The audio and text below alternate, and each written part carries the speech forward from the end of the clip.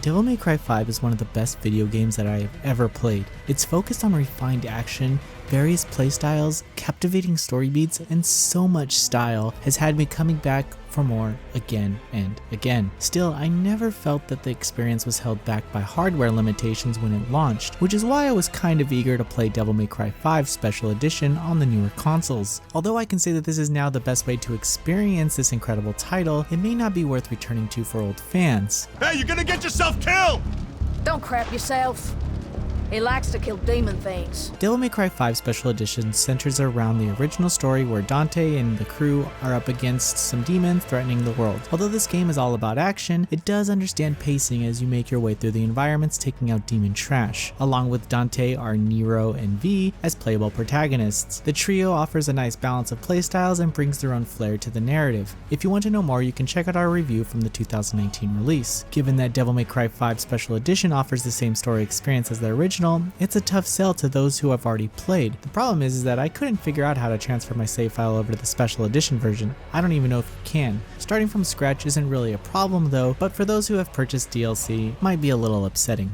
So if Devil May Cry 5 Special Edition is largely the same story experience as before, why am I writing this review? Well, because the enhancements added are just so damn good. The loading screens are pretty much a thing of the past as the action truly never stops between sections. If you are used to moments to catch your breath after a death, well, you'll have to get used to the pause menu because they're almost non-existent now. Furthermore, the enhancements made to the engine pushing 120 FPS gives the game a smooth and seamless presentation. Devil May Cry 5 has always been beautiful, but it has never felt this good. Its responsive action that I had grown used to takes on a new form in this release, as I pretty much glided through enemy encounters during some awesome fights. Still, I should mention that I don't think enhanced graphics makes a game good. Devil May Cry 5 was a masterpiece within the action genre before the Special Edition came around. These upgrades make the experience better in presentation and limiting pain points of any frame drops or low-grade textures. So now, let's talk about Turbo Mode, where you can crank up the speed to 1.2x. It feels a little insane at first, but after you get used to adjusting your button inputs, it begins to actually feel natural. I don't think it won me over when compared to the main game mode, as I enjoy a bit more time to execute combos,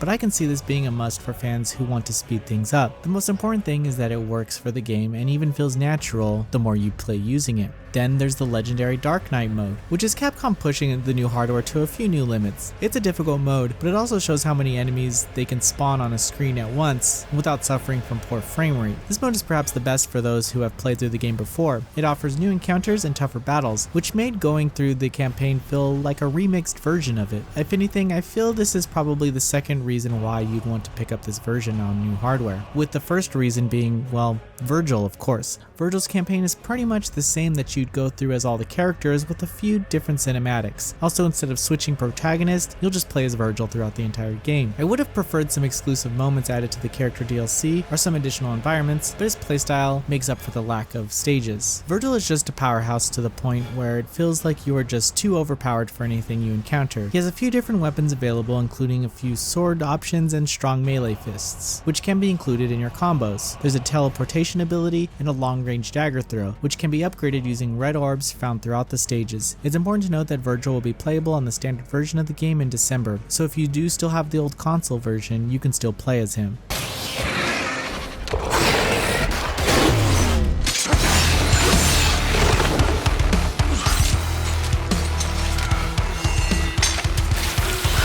Devil May Cry 5 Special Edition has a healthy balance of updated systems and features that make it a great introduction to what we can expect from action games in this genre in the future. Those who haven't played will get to experience the best version this title has to offer, while returning fans can push their skills with the new legendary Dark Knight mode and the option to play as Virgil. While I would have preferred a totally separate new campaign for this character, everything here shows how an amazing game can be better. Now, when is the Lady and Trish DLC coming? Noisy Pixel is giving Devil May Cry 5 Special Edition a 9 out of 10.